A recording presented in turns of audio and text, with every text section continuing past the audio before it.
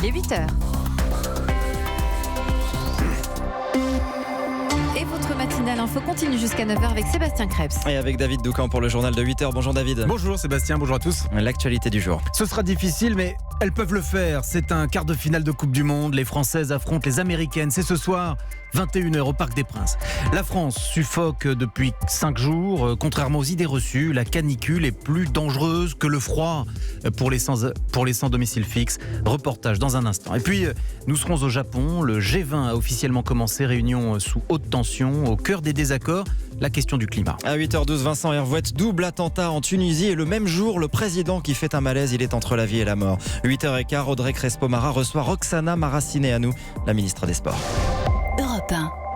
Si c'était facile, ce ne serait pas la Coupe du Monde. Ce soir, au Parc des Princes à Paris, non pas un match, mais un choc. Les Françaises affrontent les Américaines. C'est un quart de finale. Les États-Unis sont favoris de la compétition, mais les Bleus sont puissantes et jouent à domicile. Cyril de la Morinerie. Sur le papier, les Américaines partent avec une longueur d'avance. Triple championne du monde, tenante du titre, elles n'ont jamais perdu face aux Françaises en Coupe du Monde. Mais les Américaines, comme les Françaises, ont souffert en huitième de finale.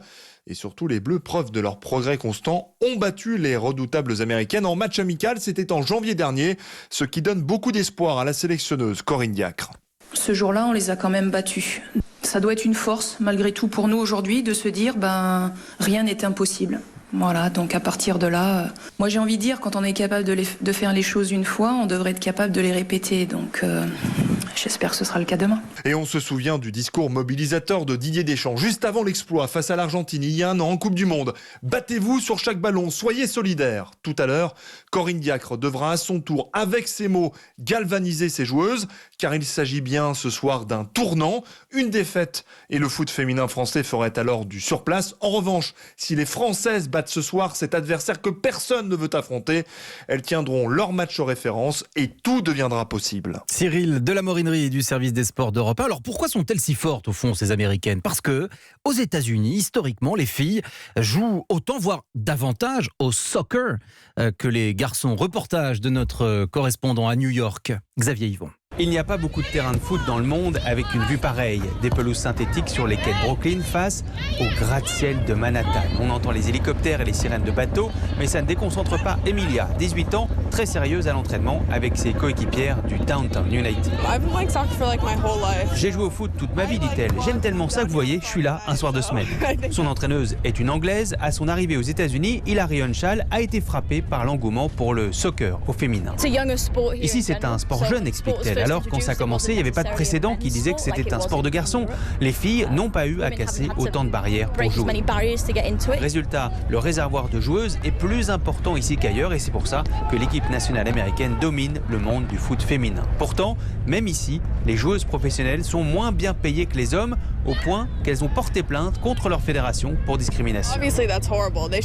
Évidemment, c'est horrible, réagit Emilia, la jeune footballeuse.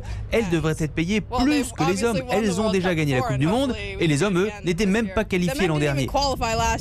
Avec son club, Emilia s'envolera pour la France dans quelques jours, assister aux demi-finales de la Coupe du Monde.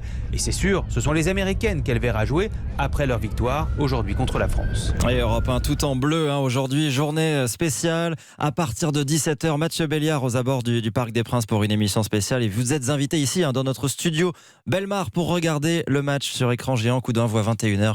Match à suivre évidemment en intégralité et en direct sur Europe 1. Le deuxième titre de cette actualité, c'est bien sûr la canicule. Le record de chaleur peut être battu aujourd'hui.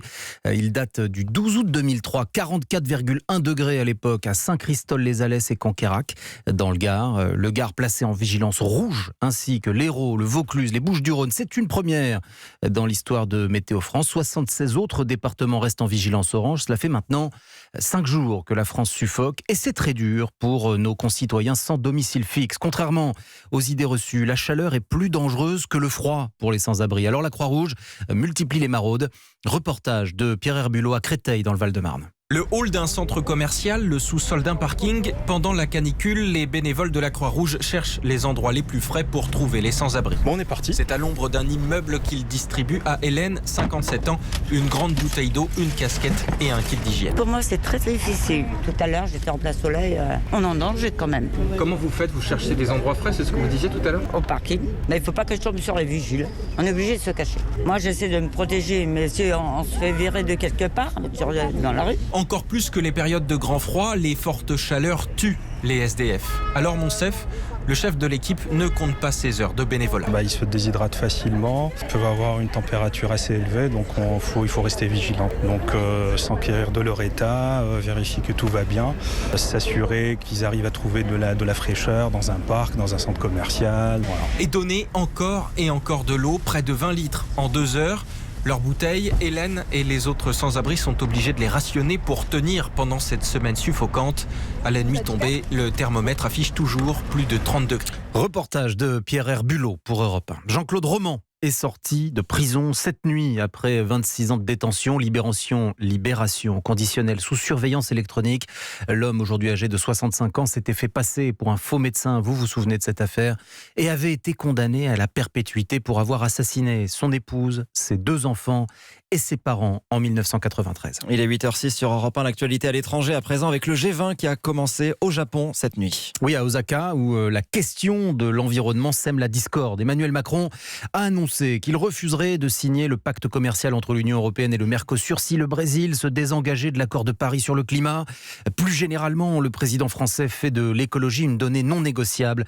Les précisions de notre envoyé spécial au Japon, Jean-Rémy Baudot. Les États-Unis ont déjà annoncé leur retrait de l'accord de Paris, mais d'autres dirigeants pourraient rejoindre Donald Trump. On me dit que le Brésil hésite, nous a confié le président Macron. La Turquie se poserait aussi des questions, notamment pour des raisons financières. Dans les coulisses du G20, on s'active donc pour fédérer. Les pays européens vont se coordonner dans la matinée sur cette question. D'autres, comme le Canada, devraient les rejoindre.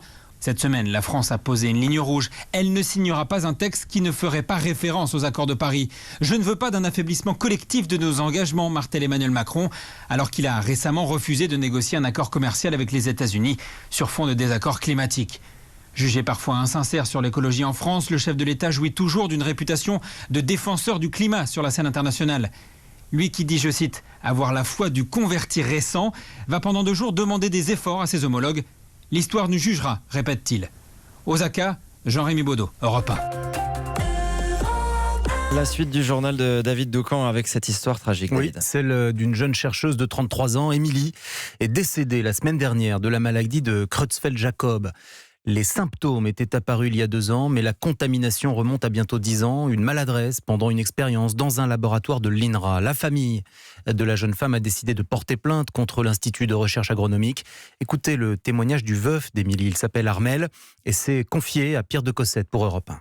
Je suis en colère, pas par rapport à l'INRA et la communauté scientifique, je suis en colère par rapport à un certain laxisme au niveau des règles de sécurité.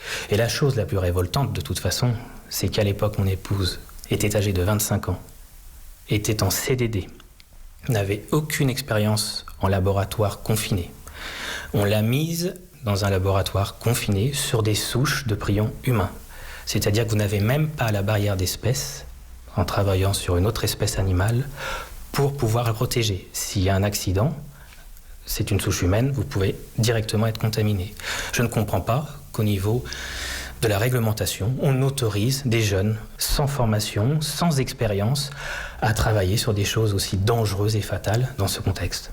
Donc il y a 2 combats. Il y a un combat pour mon épouse, pour lui rendre justice, et un combat pour l'ensemble de la communauté scientifique qui est confrontée à ces problèmes. Ça ne vaut pas le coup pour un 1500 € par mois de risquer sa vie sur des choses comme ça, oui. Témoignage recueilli par Pierre de Cossette du service police-justice d'Europe 1. Et on termine votre journal, David, par une page culture. Oui, si vous aimez la danse, une seule chose à faire, vous foncez à l'Opéra Garnier à Paris. Il revient d'une retraite anticipée. Le chorégraphe suédois Mats Ek propose 2 créations, un boléro et une reprise de Carmen, Diane Genouda.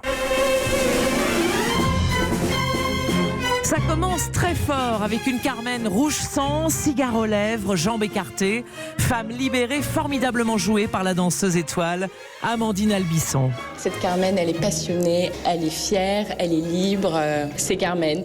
Et cette Carmen ultra moderne sollicite beaucoup les danseurs. L'investissement physique est énorme. Il est de 300% à chaque pas, c'est que des mouvements à l'extrême. C'est des grandes extensions, des grands pliés, donc ça fait très mal aux cuisses. Et c'est vrai que les premières semaines où on répète, on a du mal à descendre les escaliers ou même on a du mal à s'asseoir tellement on a des grosses courbatures et que ça fait mal. Danse sensuelle et exigeante que l'on retrouve dans la deuxième création, un duo sensible sur la vie de couple avec une Aurélie Dupont et son danseur exceptionnel de délicatesse. Puis c'est le bouquet final avec un boléro décoiffant et son crescendo intense qui colle à la danse endiablée. Diane Chenouda du service culture d'Europe 1, le boléro et Carmen à l'affiche de l'Opéra Garnier à Paris, c'est jusqu'au 14 juillet.